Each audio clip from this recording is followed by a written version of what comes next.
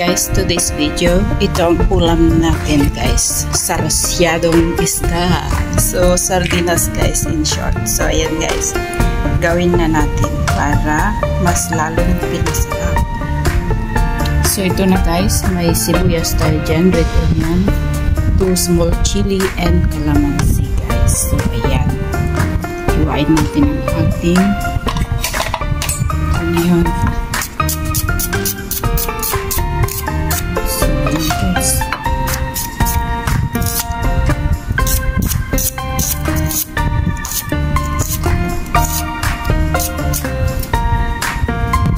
So ayan na guys ang ating onion. Sunod na natin siya in ang ating chili.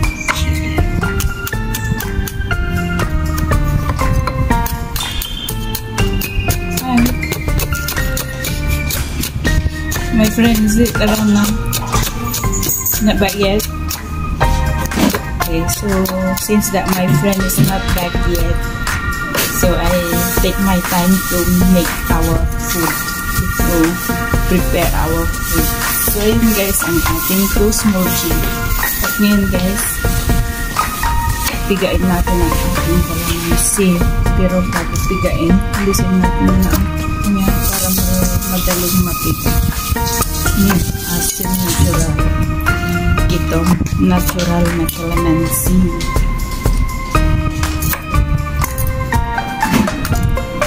Ay, kabayo! No, don't roll over.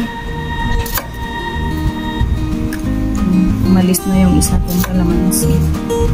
So ito guys, malinis naman ito guys, sinugasan.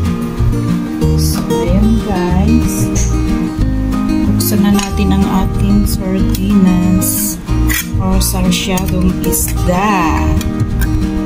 So ayan. Oops. Ay, sarsyado. Ko malapit pang tapon. So ito na siya guys. Yan, nilagay na natin sa ating serving plate. So ayan na siya guys.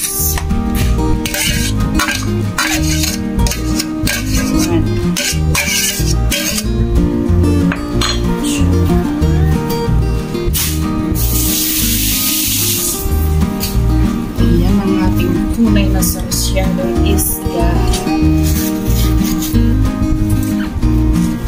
Guys, ngayon ilagay na natin ang ating ingredients. So itong ating onion,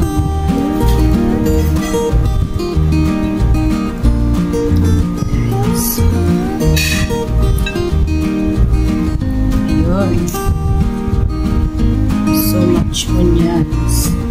And now we put our pag kanang kumain chili.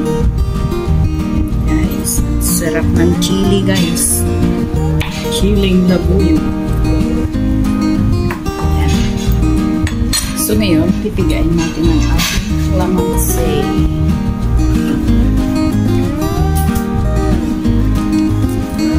Gamit tayo ng strainer guys para hindi na natin problemahin ang kanyang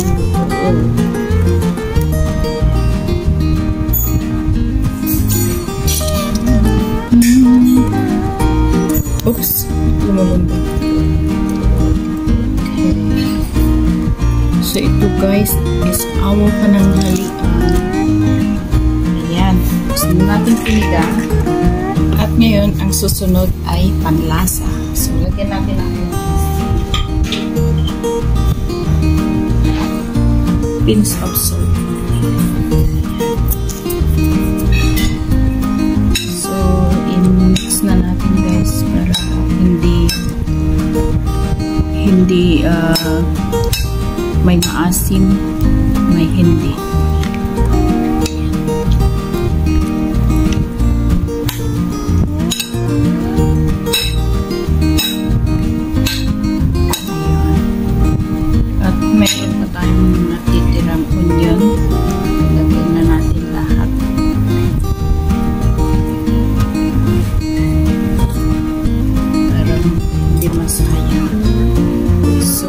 natin ang ating sarsyadong isda.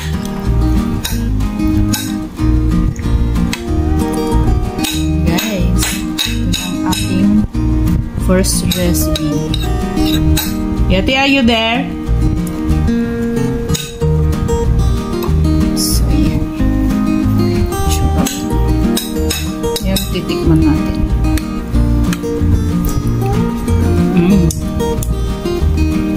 Tama-tama ang timpla. Ang asim sa yan guys. At ngayon luluto na natin ang ating gulay. So yun guys, iluto na natin ang ating gulay.